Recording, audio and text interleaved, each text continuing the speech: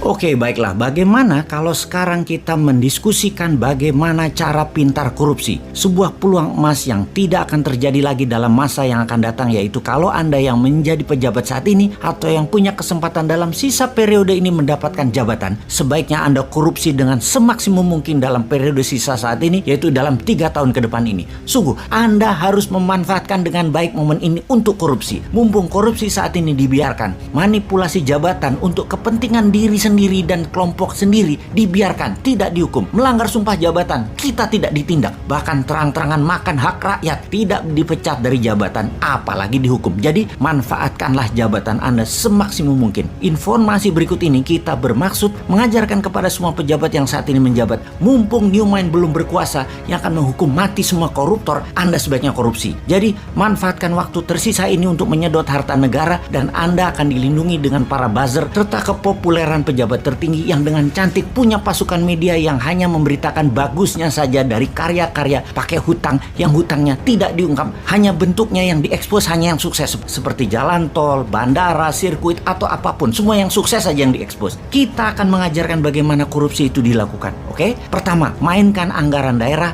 anggaran pusat, anggaran departemen, dan anggaran BUMN. Pastikan Anda punya teman atau sahabat yang Anda percaya untuk dimenangkan tendernya, diatur pagunya, dibuatkan spek produk sesuai dengan bohir Anda. Teman Anda tadi pastikan punya mitra yang memang pengalaman untuk bisa menyelesaikan proyek tersebut sebagai subkontraktor atau sub-supplier Anda. Teman Anda yang dimenangkan tendernya dan mendapatkan proyek tadi tinggal disubkan, nggak kerja, dapat cuan. Pastikan semua proyek dan anggaran di tangan Anda jatuh ke perusahaan kroninya Anda. Cara kedua adalah ciptakan proyek angin ribut dalam tanda petik. Proyek terlihat keren dan yang membuat masyarakat akan melihat Anda seperti orang sukses. Kemudian buat teman Anda yang dapat proyeknya tersebut. Proyek angin ribut ini kalau di daerah kerjasama dengan DPRD, pastikan semua politikus dapat permen jatah premannya. Kalau di pusat, pastikan sobat politikus Senayan dapat juga, yaitu untuk meloloskan anggaran atau membuat peraturan yang menguntungkan Anda para pejabat. Kemudian buat proyek yang ada asingnya dengan membodohi pemimpin tertinggi, seakan kalau ada uang asing, negara kita itu dianggap makmur, dengan cara membuat lembaga rating internasional kita bayar agar negara kita mendapat hutangan, agar dapat kepercayaan asing, agar proyek asing masuk, dipermudah dengan peraturan, misalnya Omnibus Law, buat aja semacam itu. Lalu karena proyeknya cross border atau antar negara, maka komisi Anda sebagai pejabat diletakkan di luar negeri, karena di luar negeri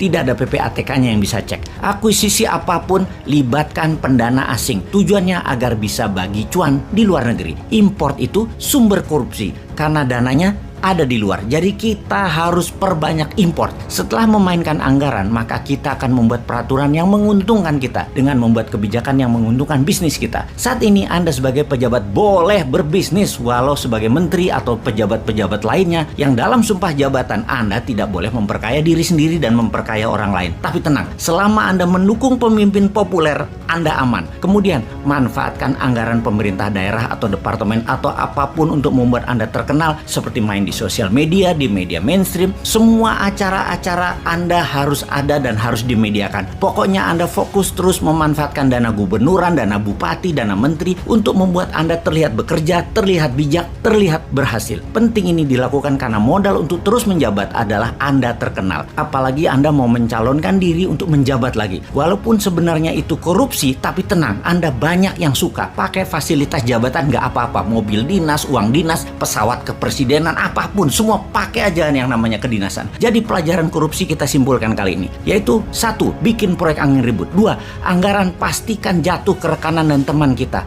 3. Ubah peraturan dan kebijakan pemerintah pusat, pemerintah daerah, departemen yang menguntungkan teman-teman kita. 4. Perbanyak proyek antar negara agar komisi berada di luar. 5. Buat proyek multi-year sampai di atas 10 tahun agar yang menanggung bukan Anda lagi ketika Anda tidak menjabat, dan komisinya kan dapat di muka. Misalnya beli pesawat terbang 100 unit selama 10 tahun. Nah, komisinya kan di depan dan anggaran nyicil 10 tahun termasuk penyerahan pesawatnya nanti. Biarkan pejabat kemudian yang pusing dan rakyat yang pusing. Terakhir adalah gunakan fasilitas dan anggaran jabatan untuk membuat Anda terkenal di media. Oke, kita jelaskan nanti yang lebih rumit lagi, namun dapat dipastikan rakyat tidak akan tahu.